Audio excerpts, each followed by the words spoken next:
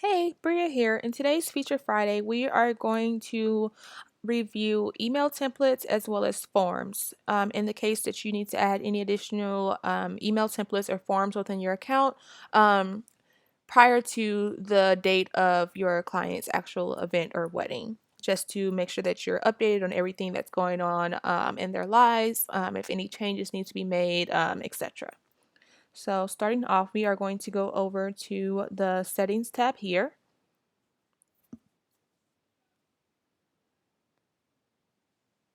Right, once in the Settings tab, we're going to go over to Templates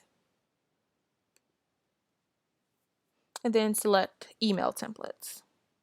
To create a new email template, you'll just want to click Add Template here.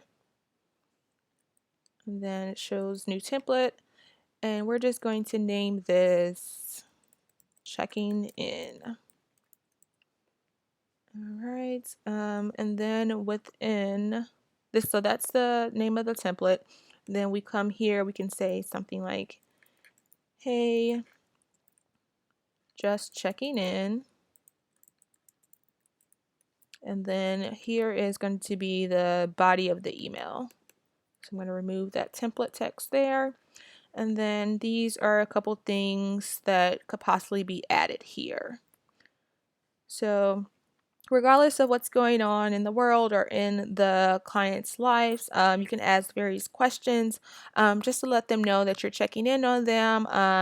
If they have any concerns that they'd like you to reply to, respond to, as well as if there's anything that you can help them with during this time prior to their event. All right, once you have your template name, the subject put in, as well as the body of the email, this does automatically save. If you click the little drop down here, you'll be able to see all of your previous templates as well as the new one that you just created.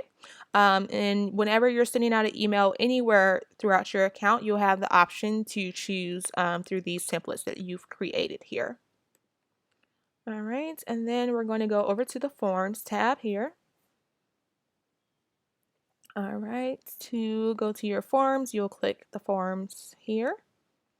And then to add a new form, we'll click Add New Form here. All right, and then we'll title this form Check Up Form. All right, and then we can maybe customize the verbiage here.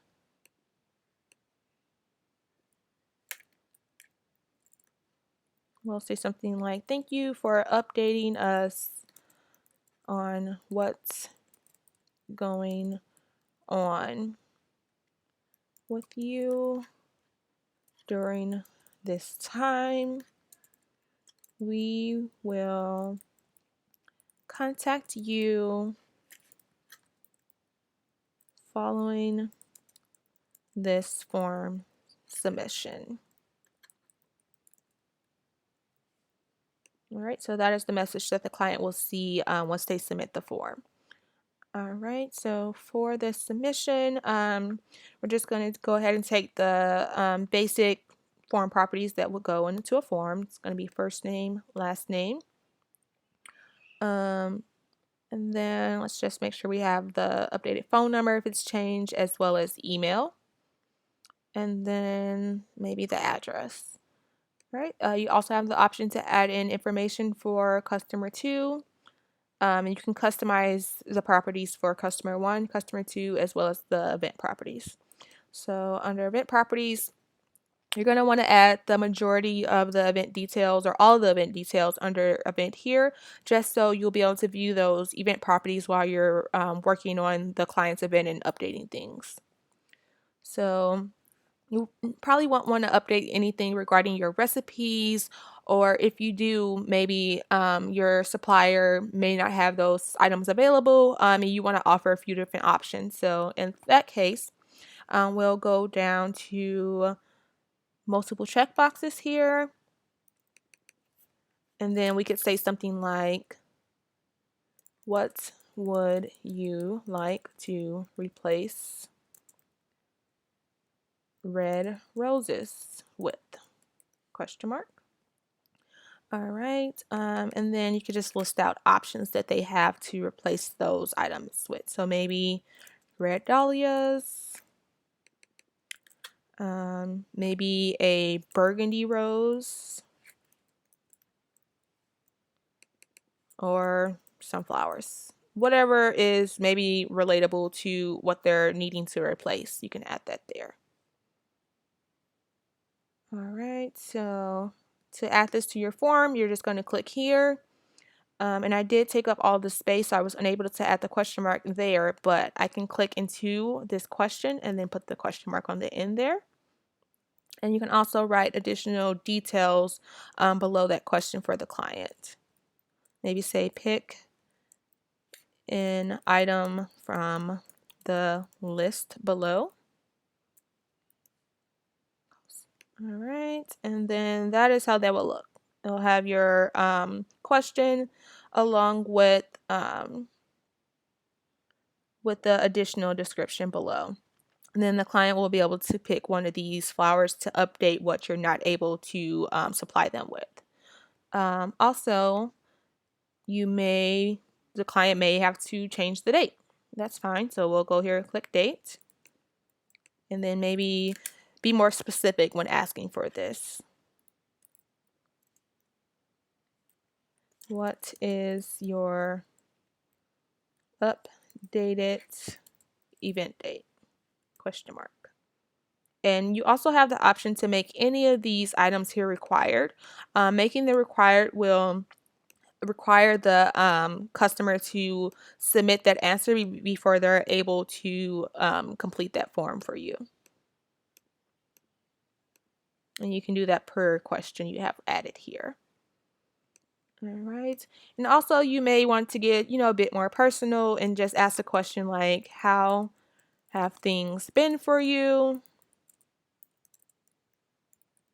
while planning your wedding? All right. And it will let you know if you do exceed the characters. So we can just keep it simple in general. Add that there. And again, once you click the item, it's going to add it to here, and you can click into it to customize and, go beyond those characters that it allows you to input there.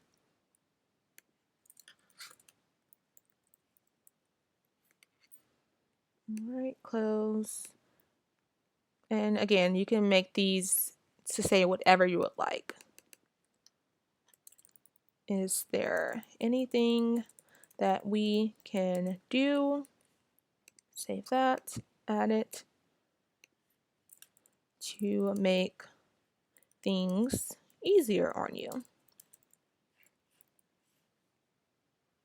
Close. All right, so we have those things added. You can expand on this to add more questions or a different variety of things. Anytime you do create a new form or make adjustments to existing forms, you'll always want to make sure that you click Save Your Form here, because if not, you will lose those changes. All right, so we have that checkup form here. If you click the little link button here, you'll have a few options here. But what we're going to use it for is to grab this URL for that form. It's going to copy to your clipboard. And then I am going to open a new tab in my browser, paste that URL there. But in your case, you'll probably be pasting that URL into an email to get the form to the client, because you more than likely wouldn't have this on your website. All right, so the client will be able to fill that in. And again, the required items, you'll see that there is a red asterisk next to them there. All right, email. All right, and then the address box. It'll have the drop down for the best format. And then also this one, the client can select, what options. Maybe they don't care and they'll select all three and just let you know that, any of them are fine. They need to update the date for their event. And then they could, input how things are going and what you can do for them. They would press send. There's that message for where they see once the submission has been completed. All right, if we close out of here, go back to the forms. All right, we'll see that new submission here for our checkup form. If we click it, we can see everything that the client submitted for us. Once that is submitted, you have a few options for what you want to do with it. You can use the form with any of your templates here. If you scroll down, you can add it to an existing event or use a blank event. I am going to add this to an existing event. This one here. Then when you just click triage, and that's going to merge my form submissions with that event. Go back out to the events dashboard. And I believe it was this one that I used. All right, once you have that form open, you can come over to the top right to what we call the hamburger menu, which is this icon there.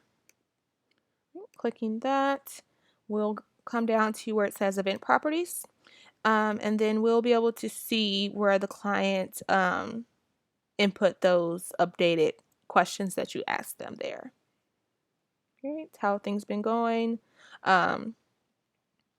If they submitted anything for this section, it'll show here as well.